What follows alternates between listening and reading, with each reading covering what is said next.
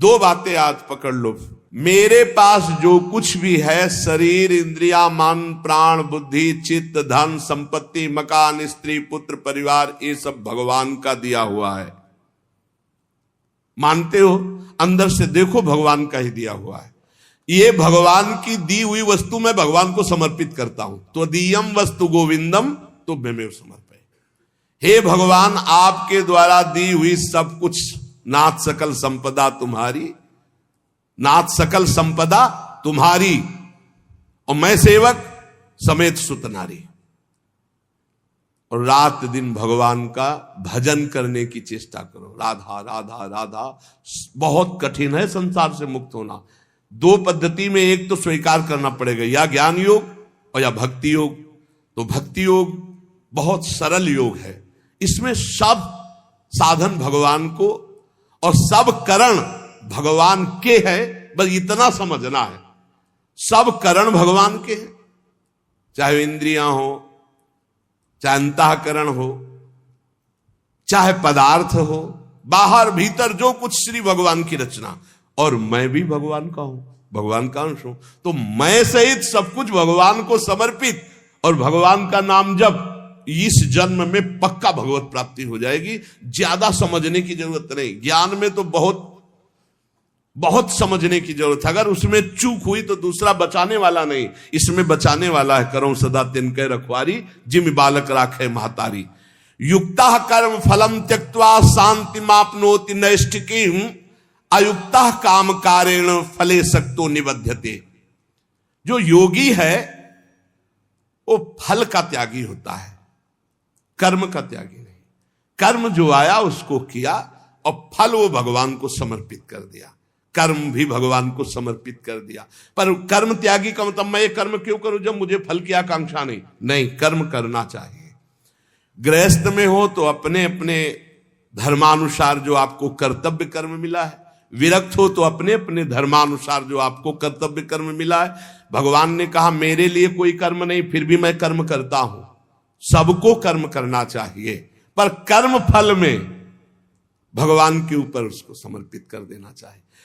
कर्म फल में समान भाव रखना ये योगी का लक्षण है, और कर्म फल में वो कर्म अभिमानी पुरुष का लक्षण कि ये फल मिला, नहीं मिला तो अश्रद्धा हो गई, अशांति हो गई। लेकिन जो योगी है वो सुख दुखे समय कृत्वा लाभा लाभो जया देव। चाहे हानि हो, चाहे लाभ हो, चाहे जय हो, चाहे पराजय हो, चाहे सुख हो, चाहे दुख हो, उसमें समान भाव रखता। क्यों? कर्म फल की आशा ही नहीं की। हमें तो केवल कर्म करने का आदेश था, उसको कर्म किया, शास्त्र सम्मत, फल तो भगवान को समर्पित है। कर्म करना और कर्म फल की त्याग वृत्ति रखना तो तत्काल शांति प्राप्त होना शुरू हो जाएगी। देखो कितना आनंद है। हम कर्म फल चाहते ही नहीं, हमें करना है, हमें भजन करना है, हमें साधन करना है, हमें अपने अपने जो कर्म है वो करने, वो फल की तरफ भगवान देखे। जोई जोई प्यारो करे सोई मोई भावे, अभी शांति। युक्ता कर्म फलम त्यक्त्वा शांति मापनोति नैष्ठिकीं। जितना जलन, जितनी अशांति फल को लेकर के है, कर्म को लेकर सावधानी नहीं है, फल को लेकर है। फल में बोले अब हमें भगवान से श्रद्धा हो गई तो तुम्हारा ही पतन होगा, भगवान का थोड़ी वहां कुछ होना, तुम्हारा ही पतन होना है। सकाम मनुष्य कामना के कारण फल में आसक्ति हो जाती है, इसलिए वो बंधता है, जलता है, दुर्गति को प्राप्त होता है। देखो संचित कर्मों के अनुसार प्रारब्ध बनता है, और प्रारब्ध के अनुसार मनुष्य का जन्म होता है। और मनुष्य जन्म में जो नए कर्म होते हैं, नए कर्म संस्कार बनते हैं, वो तुरंत उठकर संचित में चले जाते हैं। भोगना तो प्रारब्ध ही पड़ता है, शुभ और अशुभ। कर्म फल की आसक्ति त्याग कर दो तो संचित भी भस्म हो जाएंगे, और नए कर्म संचित में जाके जमा नहीं होंगे, और प्रारब्ध भोगकर भगवत प्राप्ति हो जाएगी। प्रारब्ध भोगना पड़ेगा, ये कमर कस लो। ये जो तुम्हें कह रहे हैं कि हम नष्ट कर सकते हैं छूछा से, भगवान बोल रहे हैं, जगत गुरु बोल रहे हैं, हम नहीं बोल रहे। प्रारब्ध भोगना पड़ेगा, अवश्य में भोक्तव्यम कृतम कर्म शुभाशुभम। भूल भुलैया में मत फंसो। तुक्का जम जाता है कभी कभी। तुम्हारा प्रारब्ध अच्छा आ गया और तुम हमारे पास आए, तुम्हारा काम बन गया, बोले बाबा से काम बन गया।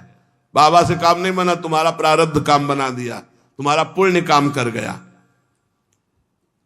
जो कर्म फल की आसक्ति का त्याग कर देता उसके कर्म भस्म हो जाते, भुने हुए चने के समान, फिर बीज नहीं देते, फिर वो बंधन कारक नहीं होते। जैसे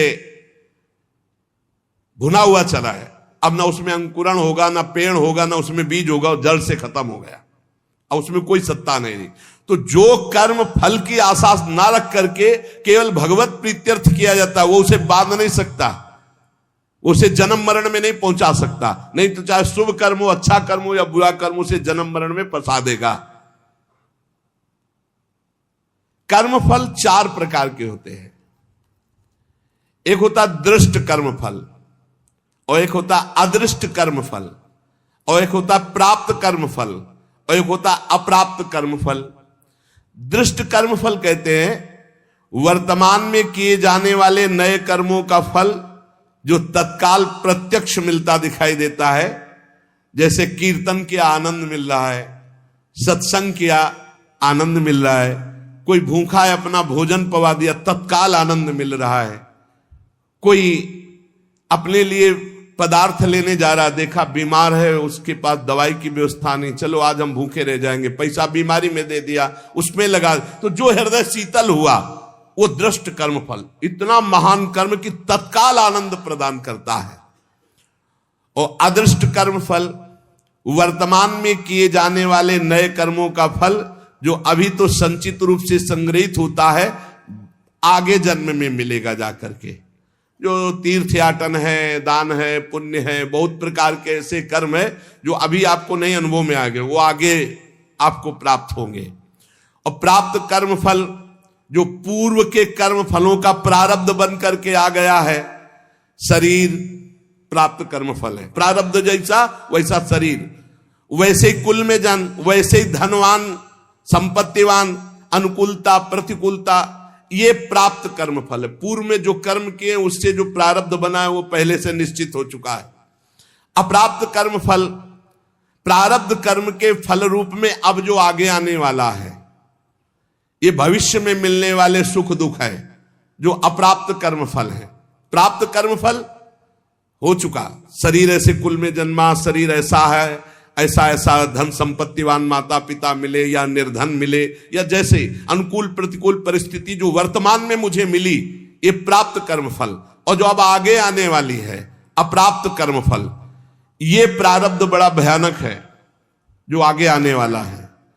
इसे भयानक को बड़ा मृदुल किया जा सकता है भजन के प्रभाव से, नष्ट तो किया जा सकता है पर भगवत प्राप्ति नहीं होगी। फिर पूरा झोंकना पड़ेगा इसी प्रारब्ध मिटाने में भजन को।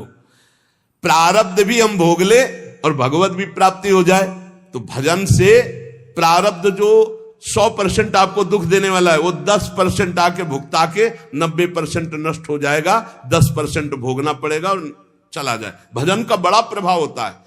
12 वर्ष का गलित कुष्ठ 24 घंटे में भुगता के चला गया। 12 वर्ष कहां और कहां 24 घंटे। भजन से अप्राप्त कर्म फल को, जो आने वाला प्रारब्ध है, उसे रोका जा सकता है, उसे कम किया जा सकता है, उसे मिटाया भी जा सकता है। पर जो भगवत प्राप्ति करना चाहते हो मिटाने में नहीं फंसते, वो उसे भोग लेते हैं और भगवान की प्राप्ति करते हैं। ये 4 प्रकार के कर्म फलों में दृष्ट और अदृष्ट ये क्रियमाण है, और जो प्राप्त और अप्राप्त कर्म फल हैं प्रारब्ध के अधीन है। दृष्ट कर्म फल आग्रह नहीं रखना, मिलने पर प्रसन्न या प्रसन्न ना होना। अदृष्ट कर्म फल आशा रखना, प्राप्त कर्म फल में ममता न करना, मिलने पर सुखी दुखी ना होना। अप्राप्त कर्म फल मिट जाए ऐसी आशा न रखना, ये भक्त के हृदय में होता है। चारों प्रकार के कर्म फल भक्त के हृदय में कोई प्रभाव नहीं डाल सकते। जब उपासक ये देख लेता है कि मैं करता नहीं है, वो मुक्त होने लगता है। इतने जादू का तमाशा है, समझ लो। गांठ लगी ही नहीं, गोस्वामी जी कह रहे जड़ चेतन ही ग्रंथि पड़ गई, यद्यपि मृषा छूटत कठिनाई। है ही नहीं बंधन, पर छूटना बड़ा कठिन है। बस इतना समझ लो कि बंधन ही नहीं है, पर छूटना बड़ा कठिन है। कर्तापन तुमने स्वीकार किया तो तुम्हारी दुर्गति पक्की है। चाहे शुभ कर्म करो चाहे अशुभ कर्म। शुभ से स्वर्ग आदि लोक, अशुभ से नरक आदि, और दोनों से मृत्यु लोक, ये आवागमन बंद नहीं होने वाला। क्या करें? तो बड़े कठिन समस्या है, यही कठिन समस्या है।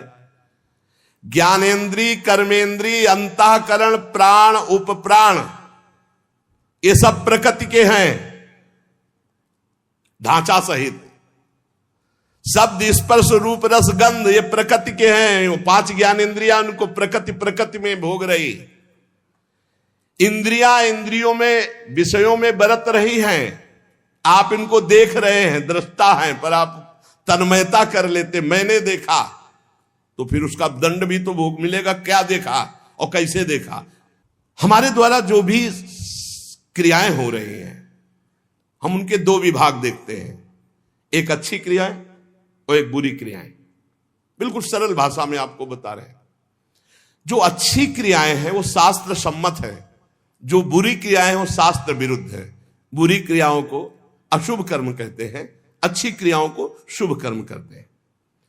शुभ और अशुभ कर्म ये गुणों से प्रेरित होते हैं। सतोगुण तो शास्त्र सम्मत, रजो और तम मिश्रित या तमोगुण या घोर रजोगुण, ये शास्त्र विरुद्ध आचरण कराएंगे। अब अपने को भगवान की शरण में हो जाना, गुणों की शरण में नहीं। भक्ति का मार्ग, पूरा शरीर, इंद्री, प्राण, उपप्राण सब, हे नाथ मैं आपकी शरण में। ये तो समझ में आ रहा है ना?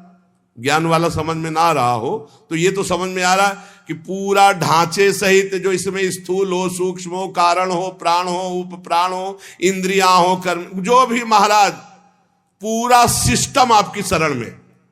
समझ में आ गया? ठीक। अब हमको देखना है कि हमारे द्वारा जो अच्छा काम हो रहा है वो भगवान की प्रेरणा से हो रहा है। जीवन मुक्त होना है तो बात इस बिल्कुल सरलता से समझा रहे हैं। और जो बुरा काम हो रहा है वो हमारी वासना से हो रहा है, उसका हम प्रायश्चित करेंगे, भगवान से क्षमा मांगेंगे। बुरा काम हो रहा है तो हमारी वासना से हो रहा है। इसमें क्या होगा कि अगर ये भेद नहीं तुम रखोगे और कह दोगे जब पूरा समर्पण कर दिया तो फिर आपसे बुरे कर्म उत्साह पूर्वक होने लगेंगे, क्योंकि अंदर का सिस्टम अभी समर्पित नहीं हुआ। बाहर से तो हमने कह दिया। अब अंदर का सिस्टम जब तक समर्पित नहीं होगा तब तक वो फिसल कर बुरे आचरणों में जाएगा। तो हमको क्या करना है? गुण तुम्हार समुझे निज दोषा, और जय सब भांति तुम्हार भरोसा। भरोसा दृढ़ आपका। जब हमसे अच्छे कार्य होंगे तो भगवत प्रेरित हुए, और जब बुरे कार्य हो गए तो हम त्राहिमाम शरणागत रक्षक प्रभु, हमसे गलती हो गई, हमको ऐसी सद्बुद्धि दो कि आगे हमसे ना हो, और सारे कर्म भगवान को समर्पित कर दो। तो जो एक दिव्य ज्ञानी की स्थिति होती है, अहंकार रहित महापुरुष की, वही भक्त की स्थिति होती है। वो भी देह शुद्ध विस्मृत भगवदानंद में डूबता है, और वो देह शुद्ध विस्मृत ब्रह्मानंद में डूबता है। पर दोनों को किंचित मात्र कर्ता भाव जब तक रहेगा तब तक वो आवागमन से मुक्त नहीं हो सकता।